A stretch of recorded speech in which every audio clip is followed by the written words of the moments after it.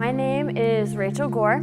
I guess my story starts with my family in a Christian household. My dad worked at church, my mom sang at church, and it was just this characteristic, grew up in a Christian home kind of thing. Honestly, I don't remember much before these few memories that I'm going to talk about. So my parents' lives and my life changed all in one day. My preschool teacher was looking through a scrapbook that she used, that she puts together at the end of the year, taking pictures of the kids throughout the year, and she noticed in one of the pictures that my hand was I was turning a crank and my left hand was kind of faltered a little bit. As my mom was coming to pick me up that day, she runs to the car and she's like, I want you to look at this picture of Rachel. I don't know why her hand is like this. And then there were more pictures that showed a little bit more evidence that there obviously wasn't something that was normal going on in my brain. They took me to the doctor there and found out pretty quickly that there was a tumor the size probably about that big that was resting under my brainstem. They took me to the doctor in Louisville.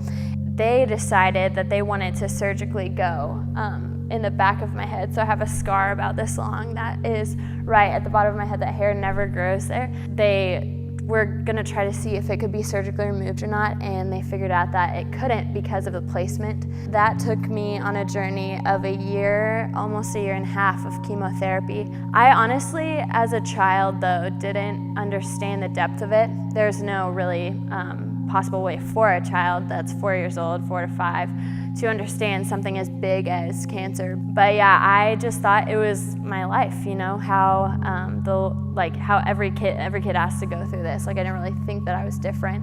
But chemo went up until kindergarten. I missed most of kindergarten actually. So there was a lot of really hard memories from that. And considering they're some of my first memories, it's kind of just developed into how strong I am, and how strong I am in my faith is a lot of based upon the events that happened at the beginning of my life basically. And so at the end of the chemotherapy round, they actually ended up having to stop, because if you give too much chemotherapy to any person, then it can be really, really dangerous. They couldn't do anything else, and there was still a little bit of the tumor left, and so they were like, well, right now it's not doing anything, so we can just leave it and see kind of what happens from then. They left it for a couple weeks, and then I came back, and the tumor had actually shrunk, and they were like, what the heck, this is crazy. Why is the tumor shrinking? I don't understand. They didn't say that, but they definitely could not figure out what was going on, and they're like, well, are you, what are you guys doing? And my mom was like, there are people that are all around the world praying for her, and that's the only medicine that we have is prayer, which is the most powerful medicine. But so he was like, well, I'm not a man of God, and I don't really believe in that stuff, but I've never seen medicine do this before. Just knowing that the Lord saved me back then has given me such a foundation to move forth into what He's called me to do. I don't remember a time when I didn't know that I was going to go into music. So I was literally born and singing before I could talk almost. not actually, but my parents just tell me that I've always sang, and my grandparents have told me stories of just me sitting in the back of a car and just singing away, and they're like, whoa, she can actually keep a tune, and she's only 3 years old, that's kind of crazy. But yeah, so I've always kind of knew. My parents put me in music early age because I guess they just saw the potential, and I've always had a passion for it. There's never been any question ever. So leading into worship, when I got into middle school, I started getting involved in choir, with the worship team for the youth ministry. And I went to a mega church, huge, probably 30,000 people. I got really involved in the youth ministry there. So I was upstairs, middle school ministry was upstairs, high school ministry was downstairs. And I was upstairs just helping out with communion and serving. And then the youth pastor, his name was Kyle, he was like, hey Rachel, why don't you just come up on stage and grab a mic and sing with me? And I was like, are you serious? And he was like, yeah, just come on up. And I thought it was just gonna be for rehearsal, but I actually ended up like singing the whole service with him that morning. And then from then on, it's just been, I was on the worship team, like at that point. They didn't have auditions or anything. And so they just started scheduling me and I started singing. Generally, people who are passionate about music just love like the worship part of a service because it's like the music part and it's interesting and it's what you're passionate about. And so I had that going for me too, but I think when it really shifted for me was when I started realizing the spirit aspect of worship, because in John 15 maybe, it's probably wrong, but it talks about the worshipers that the Father seeks are worshipers who worship in spirit and in truth. When I was a freshman in high school, all I realized was the truth part of like the truth of what I was singing. And when it became real, worship for me that became real was my junior year when my dad started telling me all these stories. I'm like, if the Lord is so present in this, and if the Holy Spirit is working in ways that I've never heard before or understood, then there has to be more in worship as well. So then I went forward and just took it and ran with it and like found a bigger passion for worship than I had ever found before, because there was this whole other side that I was just missing. And it was the Holy Spirit literally being present in my worship. Freedom is a good way to describe it, just like being free in the presence of God and worshiping Him just in a way of like remembering that it doesn't have to look natural because God is supernatural. And so when His manifest presence comes into your life, it changes things. It changes the way you live, it changes the way you worship, changes the way you speak. So I would say it was around my junior year probably when my dad recognized the things of the Holy Spirit that really just changed my faith and the way that I worship. There have been tons of songs that the Lord has spoken or given to me that have been very important in my walk and in my faith, and it is hard to kind of pick one. When I got more and more into songwriting and realized that the Lord was calling me to go to artist development, then the Lord started to just put more songs on my mind, and I started taking like things that I had already written and elaborating on it. And so then when I finished this song, I played it for one of my best friends, Earl, and he goes, Rachel, this was like maybe 2 weeks ago. He was like, that song sounds exactly like a movie scene where a girl is like going through cancer and the Lord is with her and saying like, you're safe in my arms, I'm the keeper of your heart, like don't worry, I'm here. And like I can just hear that in a movie like of a girl who's overcoming cancer. And I was like, really? Like that's kind of crazy, because I didn't write that song with any intention of describing my experience going through chemotherapy and all that stuff, but it actually that's how I chose what song to sing today. What I learned from this song, or I guess in the process of writing this song and everything, I was overcome with the fact that the Lord is pursuing our heart so much more than we realize, and He is also calling us to pursue Him as well. But we always fail, but God is always perfect.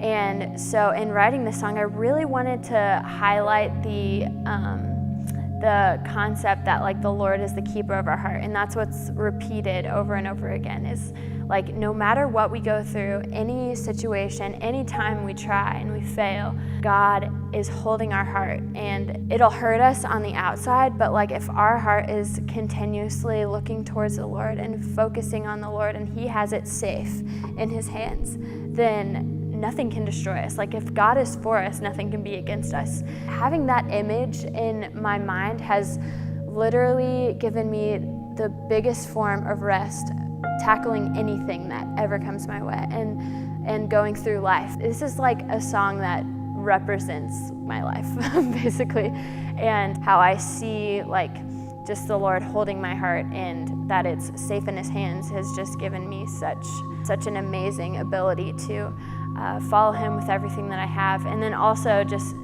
going back to my testimony, knowing that the Lord kept me safe through all of that is huge as well. The reason I have for worshiping God is because it's what I was created to do. There's no thing that has ever told me otherwise.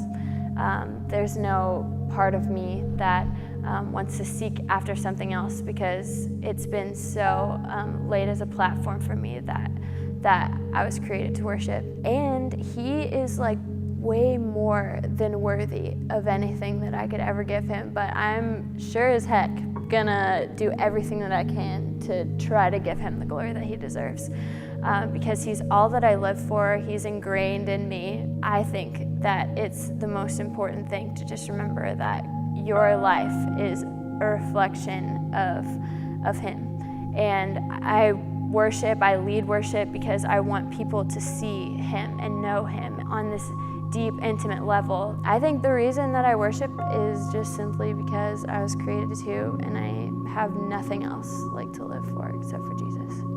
Just an encouragement for anyone watching this video. God knows you, He loves you, He sees you, and He is avidly chasing after you with everything that He has, and He's just begging you to like turn around and see His heart for you and see who He is. And I really, truly hope that this video and this song can reflect just that picture of God chasing after you and holding you in His arms and keeping you safe.